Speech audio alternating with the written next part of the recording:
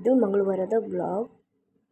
ಅಮ್ಮ ಬೆಳಗ್ಗೆನೇ ಹೋದ್ಲು, ಹಂಗಾಗಿ ನಾನೇ ಚಿತ್ರಾನ್ನ ಕಲಿಸಿ ಹುಳಿ ಕಾಸ್ಕೊಂಡು ನನ್ನ ಮಗಳಿಗೆ ಜಳಕ ಮಾಡಿಸಿ ನಾನು ಜಳಕ ಮಾಡಿದ್ದೆ. ಮತ್ತು ಪೂಜೆ ಮಾಡಬೇಕಿತ್ತು, ಹಂಗಾಗಿ ಎಲ್ಲ ದೇವರಿಗೆಲ್ಲ ಹೂವು ಇಟ್ಟು ಹೊಸ್ಲಿಗೆಲ್ಲ ಹೂವು ಇಟ್ಟು ದೀಪ ಹಚ್ಚಿದೆ. ದೀಪ ಹಚ್ಚಿ ನಾನೇ ಟಿಫಿನ್ ಮಾಡಿದೆ. ಅವಳಿಗೆ ಸ್ವಲ್ಪ ಟಿಫಿನ್ ಮಾಡಿಸಿ ನನ್ನ ಮಗಳಿಗೂ ಟಿಫಿನ್ ಮಾಡಿಸಿದೆ.